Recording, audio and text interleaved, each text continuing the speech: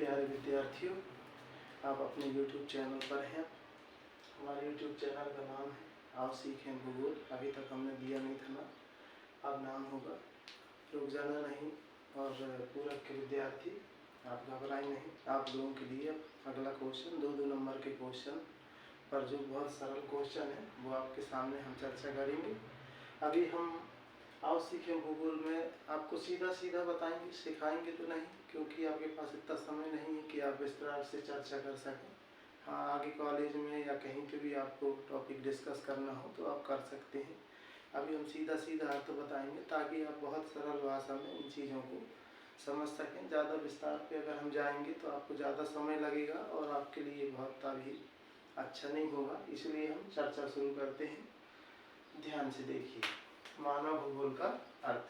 पहला क्वेश्चन है मानव भूगोल का अर्थ। अब जितने भी अर्थ जैसी चीज है तो हर क्वेश्चन में अगर अर्थ पूछा जाए, आशय पूछा जाए, तात्पर्य पूछा जाए या फिर क्वेश्चन में पूछा जाए आप क्या समझते हैं, ये सभी अर्थ लिखने वाले क्वेश्चन है। क्वेश्चन पर ज़्यादा परेशान होने की ज़रूरत नहीं। प्रश्न पूछा जा सकता है मानव भूगोल का अर्थ लिखिए, क्वेश्चन पूछा जा सकता है मानव भूगोल का आशय लिखिए, क्वेश्चन पूछा जा सकता है मानव भूगोल से क्या तात्पर्य है, क्वेश्चन पूछा जा सकता है मानव भूगोल से आप क्या समझते हैं। ऐसे कोई भी टॉपिक में ये शब्द देखें तो अर्थ पूछ रहा है, ये समझ जाना आप लोग। अब हम अर्थ समझते हैं मानव भूगोल का क्या अर्थ है। मानव भूगोल का अर्थ होता है मानव एवं उत्तर लिखेंगे, मानव एवं पर्यावरण के अंतर संबंधों का अध्ययन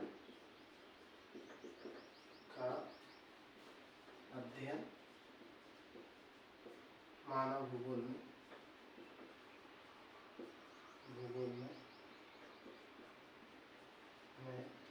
किया जाता है। अब आप इसको दूसरे तरीके से भी लिख सकते हैं।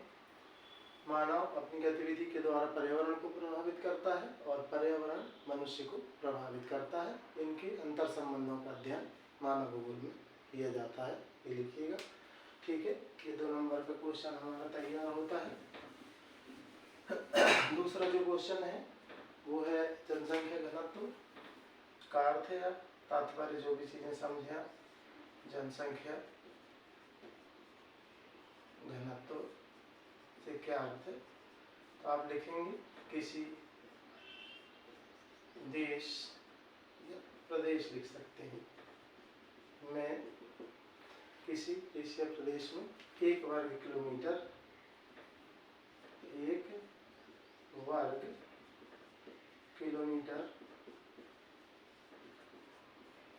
क्षेत्रफल पर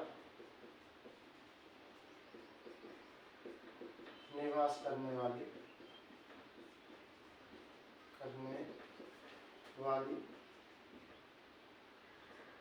जनसंख्या को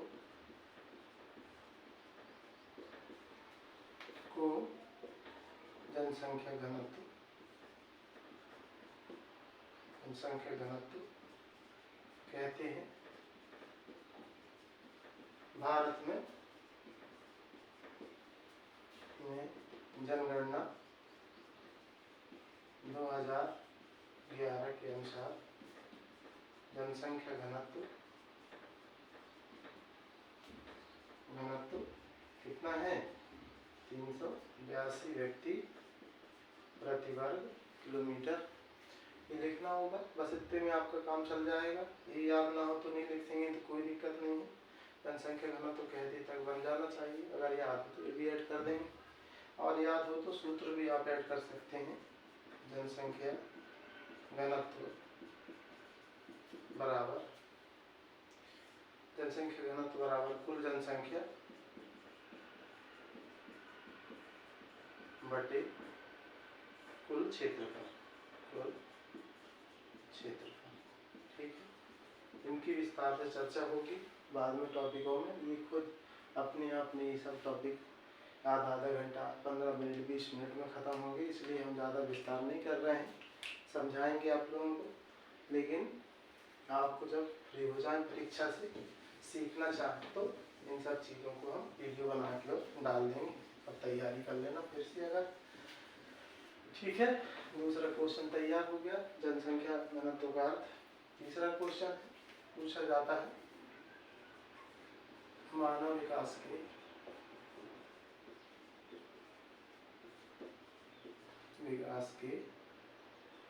चार स्तंभ कौन कौन से हैं?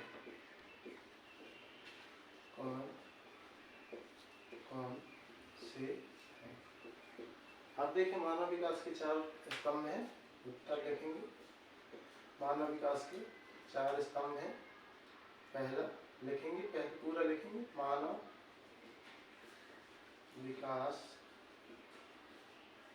के निम्नलिखित 4 स्तंभ हैं। पहला है समता, दूसरा है सतत पोषणीयता, तीसरा है उत्पादकता एवं चौथा है, उत्पादकता के बाद चौथा है सशक्तिकरण। ये हो गए मानव विकास के 4 स्तंभ। ठीक है, अब इनकी भी चर्चा बहुत डिटेल में, बहुत बड़ा क्वेश्चन है ये, बहुत सरल भाषा में हमने आपको बताया। मानव विकास के 4 स्तंभ समता, सतत पोषणीयता, उत्पादकता एवं सशक्तिकरण है, ध्यान रखिएगा।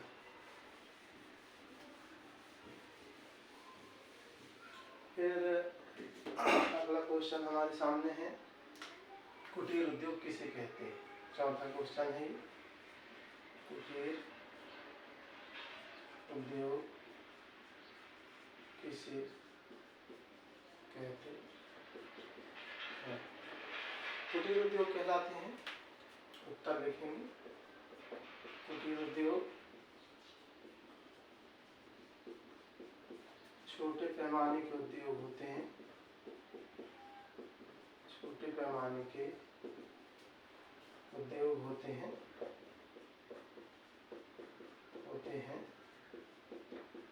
जिनमें परिवार के सदस्य मिलकर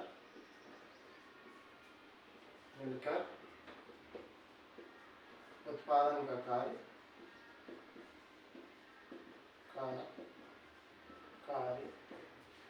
स्थानीय आवश्यकता की पूर्ति के लिए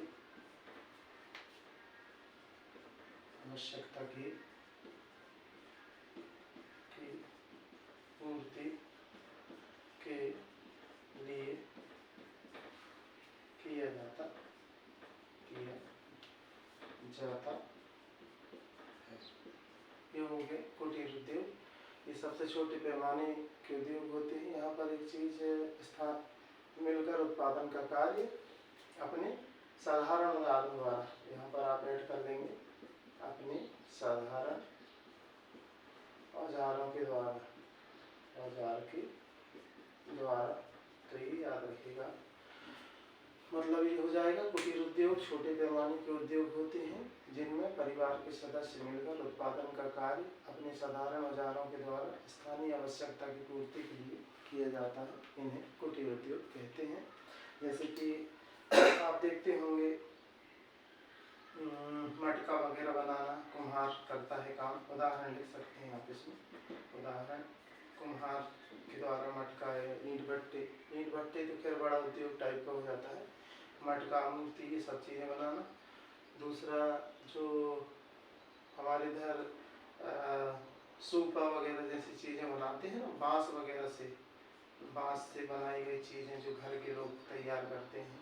तो ये छोटी मोटी चीज़ें जो है परिवार के सदस्य का उत्पादन करते हैं, ये कहलाते हैं कुटीर उद्योग।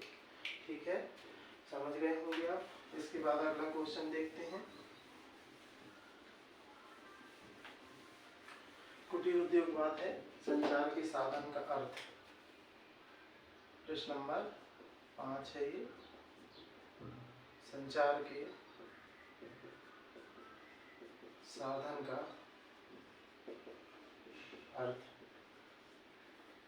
अर्थ बताइए। तो संचार के साधनों का क्या अर्थ है, उत्तर लिखेंगे। जिन माध्यमों के द्वारा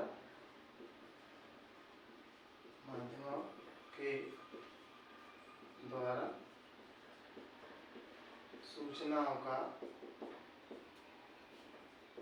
आदान प्रदान किया जाता है,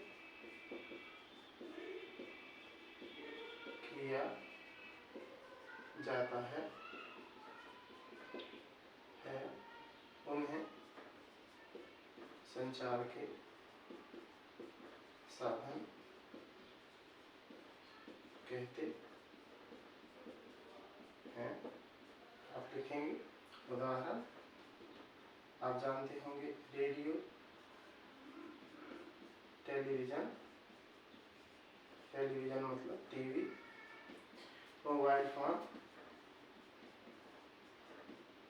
है ना, इंटरनेट, है ना, अपना यूट्यूब, ये भी एक बहुत बड़ा अच्छा माध्यम है जिनसे सूचनाओं का आदान प्रदान होता है। ईमेल, ये सभी आप लिख सकते हैं। ये साधन याद ना होंगे तो याद रहेंगे। वर्तमान समय की सबसे अच्छी, आप लोगों के उपयोग के लिए सबसे महत्वपूर्ण चीज़ें हैं मोबाइल, इंटरनेट, यूट्यूब, इसलिए आप इसको भी लिख लेंगे अच्छे से। ये क्वेश्चन खत्म होता है यहीं पे। इसके बाद अगला प्रश्न है अंतरराष्ट्रीय व्यापार। प्रश्न क्रमांक 6, अंतरराष्ट्रीय व्यापार किसे कहते हैं?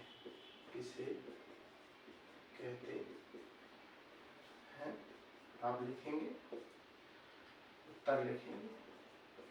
क्या लिखेंगे? अंतरराष्ट्रीय व्यापार में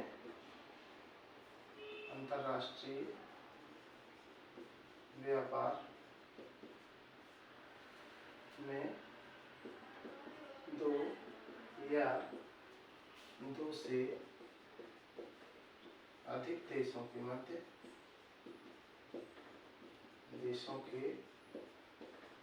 मध्य आयात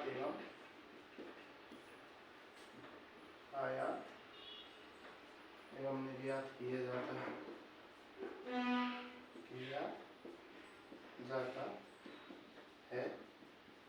इसे अंतरराष्ट्रीय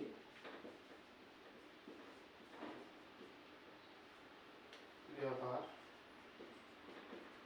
कहते हैं। ये हो गया समाप्त। आप आयात व्यापार समझेंगे तो समझ लीजिए, और निर्यात व्यापार। आयात और निर्यात क्या होता है? जब हमारे देश में किसी वस्तु का उत्पादन ज़्यादा हो तो हम दूसरे देशों की ओर वस्तु भेजते हैं, निर्यात व्यापार कहलाता है। और जब हम किसी देश से हमारे देश की ज़रूरतों को पूरा करने के लिए वस्तुओं को बुलवाते हैं, मशीनें बुलवाते हैं, तो आयात व्यापार कहलाता है। ये दोनों समझने की चीज़ें हैं, यहाँ तक आप लोग लिख देंगे। धन्यवाद। इसके बाद आगे की तरफ देखते हैं।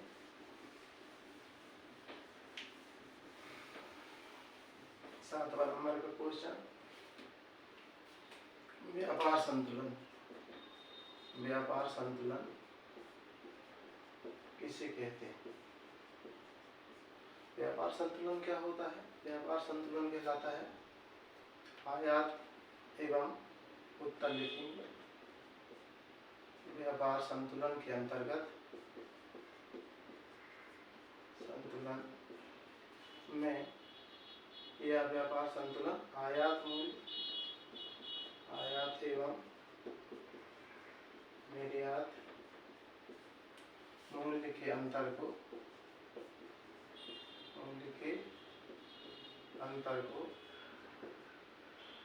व्यापार संतुलन कहते हैं।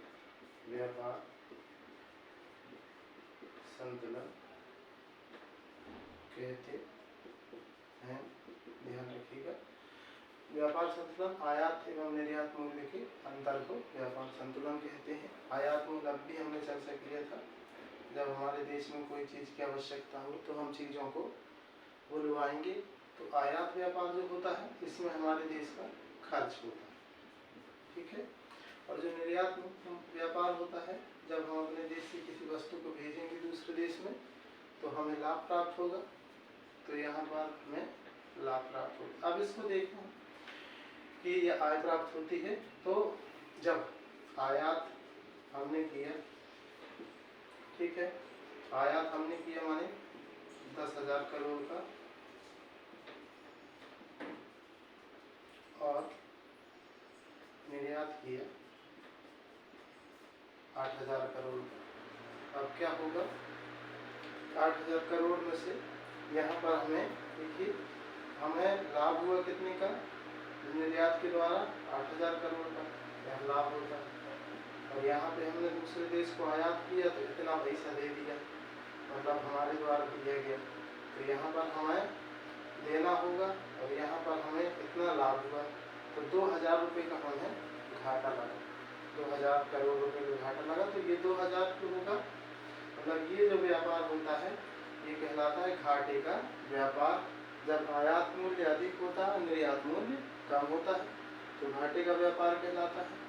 और जब निर्यात मूल्य ज़्यादा होता है, आयात मूल्य कम होता है, ठीक है, तो ये लाभ का व्यापार कहलाएगा। और जब आयात मूल्य और निर्यात मूल्य दोनों बराबर होते हैं तो व्यापार संतुलन कहलाता है, ठीक है। समझे होंगे आप लोग। हमारे 7 क्वेश्चन तक चर्चा हो गई है, इसके बाद अगले क्वेश्चन की भी हम फिर से एक बार मिलेंगे अभी, ठीक है। धन्यवाद आप लोगों को, तैयारी करते रहिए, बने रहिए हमारे चैनल पर, आओ सीखें भूगोल, ठीक है। धन्यवाद।